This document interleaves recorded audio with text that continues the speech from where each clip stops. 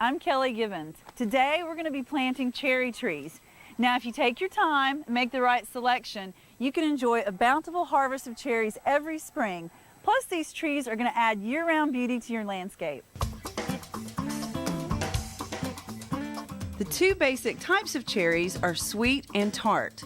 Sweet cherries are the round, ruby-colored fruits that we love to eat fresh. Most commercially grown sweet cherries come from just a few states in the northwestern U.S., including Washington, Oregon, and California. Sweet cherries can be grown successfully by backyard gardeners in many, but not all areas of the country. Tart cherries, sometimes called sour cherries or pie cherries, are the cherries you know and love in pies, cobblers, jams, and jellies. For most people's taste, they're a bit too tart for eating fresh, but tart cherry trees are adaptable to a wider range of growing conditions than sweet cherries. For that reason, they're the best selection for many home gardeners. To determine what type of cherry tree is best for your yard, you want to check a USDA plant hardiness zone map. It divides North America into 11 climate zones. Go to the nursery, look at the cherry trees, find the one that suits your zone, and that's the one you want to plant. As a general rule, sweet cherries grow best in zones 5 through 7, while tart cherries have a wider range, growing well in zones 4 through 9. I've decided to plant 2 sweet cherry trees and 1 tart, since both will grow in my climate. Now remember, both need 6 to 8 hours of full sun. So this is the perfect area for my 2 sweet cherry trees because it gets 8 hours of full sun and I can plant them 15 feet apart. The soil here is fairly heavy with lots of clay, so I dug wide and deep. I added a layer of organic soil amendments over the entire area. As I worked the amendments in, they help break up and loosen the soil. Sweet cherries need good soil drainage to survive, so in clay soil, amending to improve drainage is essential. Sweet cherries also tend to do best with a soil pH between 6.3 and 7.2. You can use a pH meter to test the soil's acidity, like I did, or send a soil sample to your local extension service for analysis. Since cherries also need moderate fertility, I added a cup of slow-release 10-10-10 fertilizer in the hole and worked it in. One big decision I had to make was to decide whether to plant standard cherry trees, dwarf or semi-dwarf. Now your standard sweet cherry trees can reach heights up to 40 feet tall and 40 feet wide. We don't have space for that here, so I chose to plant 2 semi-dwarf cherry trees. A process called grafting creates semi-dwarf trees. Grafting is when the rootstock from one tree is fused with another variety to produce different varieties of trees. This widely used method controls tree size, cold hardiness, and makes the trees more disease resistant. Now you may notice on all your dwarf cherry trees, you're going to find this funny little bumpy area. That's your graft. The area below the graft is your rootstock. What this graft does, it'll produce dwarf cherry trees up to about 10 feet in height and semi-dwarf that reach about 15 feet. This is a black tartanian variety. It's going to grow about 15 feet in height, so it'll be perfect for this area. To plant this tree, I pressed down the soil at the bottom of the hole with my hands to make sure I had a firm foundation. If the soil under a tree is too loose, the tree will sink when it's watered. I held the tree so that the graft union was 3 to 4 inches above the surrounding soil level, then carefully spread out the roots. I backfilled the hole 3/4 of the way, then added water to settle the soil around the roots. I continued backfilling the hole until the soil was slightly mounded. Most sweet cherry trees require cross-pollination to bear fruit, which means you need to plant 2 different varieties that bloom at the same time and kind of plant them close to each other. That's not true of all sweet cherry trees, but it is true of our black tartanian. So I chose this Stella variety. We're going to plant it about 15 feet away, which is the perfect distance for the bees to carry the pollen. Now, don't be frightened by the way this looks. If you order your trees bare root from a catalog, they're going to come shipped and they're going to look a little bit like this. You can always get your cherry tree at a nursery, and those will be in container. Either way, it'll work great. I planted the Stella the same way I planted the Black Tartania, making sure the roots were spread out and the soil settled around the roots. Unlike the Black Tartanian, the Stella will pollinate other cherry varieties, but it is also self-fertile, meaning that it can bear fruit even if there are no other cherry trees planted nearby. That makes the Stella a great choice if you have room for only one tree in your landscape. It will grow about 15 feet tall and makes a beautiful addition to any garden. I'm watering these trees in well now, and remember, during your first growing season, you want to keep the soil moist but not soggy. Also, make sure you plant your cherry trees early in the spring, so they'll have time to get established before the summer heat can cause them a lot of stress. I'm going to finish watering these in, then I'm going to show you how to plant the tart cherry tree. Tart cherry trees are smaller than standard sweet cherry trees. They have a bushy, spreading habit and rarely reach more than 15 feet tall. They're typically more cold-hardy than sweet cherries, can take a bit more summer heat and humidity, and adapt to a wider range of soils. All tart cherries are self-fertile, so home gardeners don't have to worry about cross-pollination. Like sweet cherries, tart cherries love full sun too. So I've chosen this location in the yard because it receives about 8 hours of full sun a day. Now the variety we're planting is Montmorency. It has great white flowers in the spring and amazing golden yellow fall color. So this would be a perfect addition to your yard for its landscape value alone. I dug a planting hole, making it twice as wide as it was deep. I added amendments to the soil and worked them in well. I placed the cherry tree in the hole and fanned out its roots in all directions. Like before, I backfilled with soil, stopping to add water when I was 3/4 of the way through. After I finished planting, I watered well. A layer of light mulch under your trees will help conserve water, plus it'll keep down on weeds, and it'll give your landscape that finished look. If you'd like step-by-step instructions on what we've done so far, please visit us at DIYnetwork.com. You'll find all kinds of helpful hints for growing cherry trees, plus a lot of other interesting information. When we come back, we'll show you how to find spurs in your orchard. Find out what these have to do with growing cherry trees next. Welcome back to Fresh from the Orchard. Today we're growing cherries. Now once you've planted your cherry trees, you need to know how to maintain them to keep them healthy and fruitful. We're going to Mercier Orchard, where Experts in Mercier runs a family farm that has been growing fruit for over 60 years. Whether you plant sweet or tart cherry trees in your landscape, you need to think about how big the trees will become.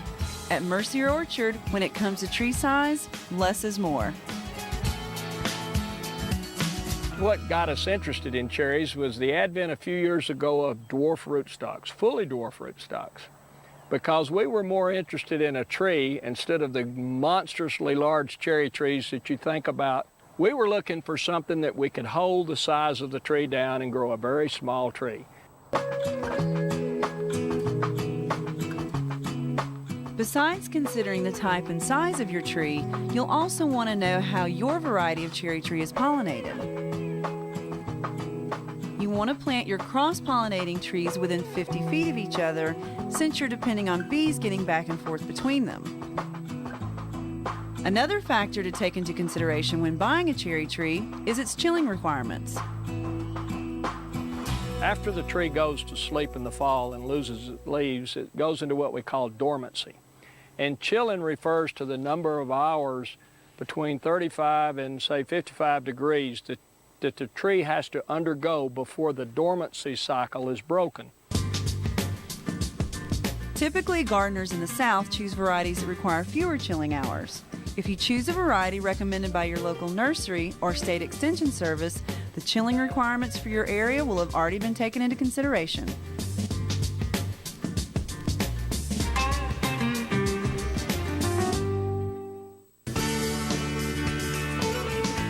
During winter or late spring, it's time to prune. During the summertime, we don't want to do any pruning on the trees. It creates too many disease problems.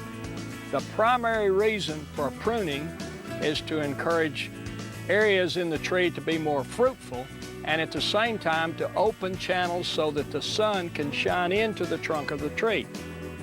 When pruning your trees, you want to make sure to leave as many spurs as possible. Cherries are produced on these spurs at the base of older wood. So by cutting these back, we produce these spur systems, and that's where you'll bear the cherries. A picture is worth 1,000 words, so before you start pruning, you might want to pick up a book or brochure on fruit tree pruning. In fact, most state extension services will have free brochures on how to prune a fruit tree.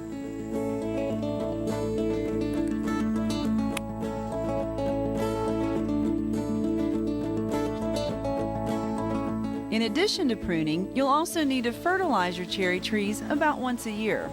Use a low nitrogen fertilizer, such as a 6-10-10, in the early spring, about a month before bloom.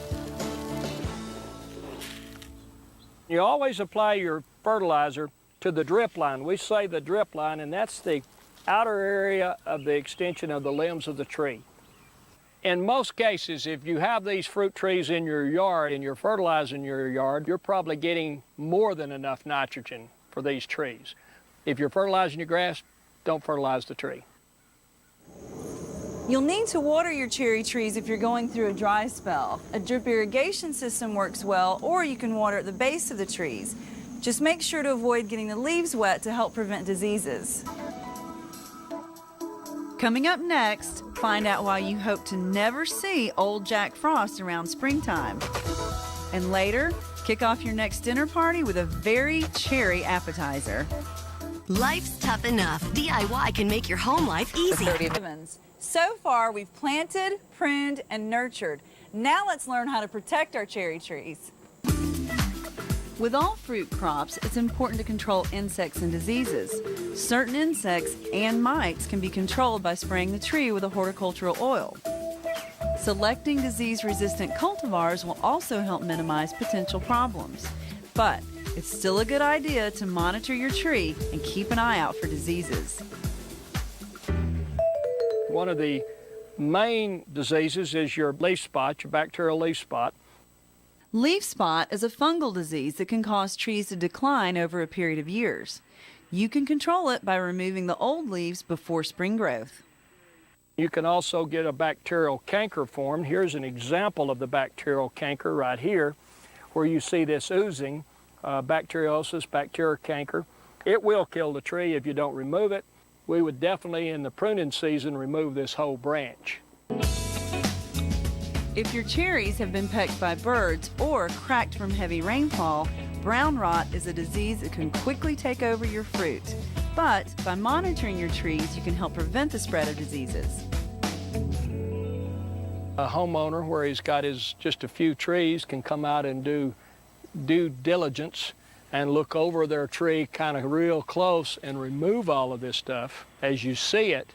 And that's a big plus. That's controlling disease by sanitation. And that's a good way to control a lot of diseases.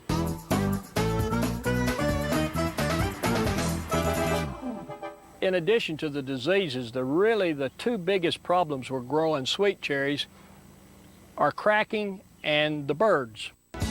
Rainfall during harvest can result in fruit cracking. Cracking is more of a problem for commercial growers because the fruit becomes unmarketable. But cracked cherries are still edible if you pick them right away. This is more of an example of what the birds would do to it. If you could just get the birds to eat only the cracked ones, that would be great, but they don't do that. So consequently, this is the damage that is typical of a bird. Of course, birds love sweet cherries just like we do. A great way to combat the birds is to use bird netting like this that you can get at any garden store. You want to cover your trees just as the cherries start to ripen and use stones to secure the netting to the ground.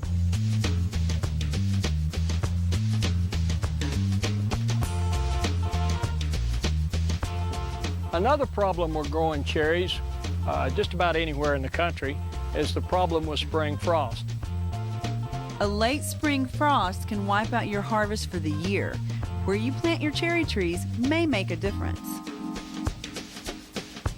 One of the easiest things to do when you're planting cherries or any other fruit crop is to pick the right location. In the fruit business, we do say location, location, location, because from that low spot down there to right up here on this hill can be 10 degrees difference on a cold, frosty morning. So if you have the option to plant on a higher piece of your property, by all means, that can save your crop. When it comes time for harvest, you need to know the right method for picking, and that depends on whether you're growing tart or sweet cherries. Of course, the big difference between sweet cherries and tart cherries is generally with sweet cherries, we pick them stem and all. With tart cherries, for the most part, they're picked without the stems. In order to tell if your cherries are ready to be picked, it's important to know what the final color of your cherries should be. Some cherry varieties are yellow, orangish, or a light shade of red, and you don't want to pick too early. There are some crops, like apples, that the sugar will come into the fruit after it's harvested. But as a general rule, things like cherries and peaches, they don't get any sweeter when they leave the tree. So if you pick them too early, you've sacrificed some of the sweetness. I guess the easy thing to do would be just to taste a few. But when they're really ready, they will be easy to pick. If they're not quite ready, of course, they'll be a little harder to pull.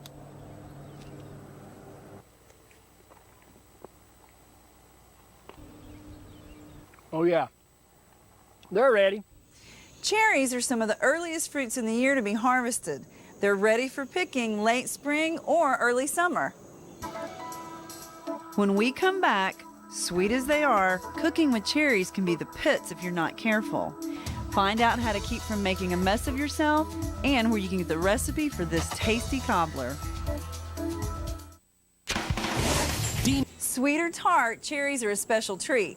Of course, I like to eat mine fresh from the orchard. But if you have extra cherries, you can always freeze them to use later. Frozen cherries may lose some of their texture, but not a bit of their flavor. To freeze, put cherries in a single layer on a cookie sheet and place them in your freezer for 2 or 3 hours. Once frozen, they can be poured into a large container for storage. With this method, the cherries won't stick to one another, and you can easily remove just a few cherries from the freezer at a time. When I have friends over, I love to fill a bowl full of sweet cherries piled high with stems on and serve them as a fresh light hors d'oeuvre with cheese and crackers. I also love to bake all kinds of great dishes with cherries. Of course, when baking, most recipes call for pitted cherries.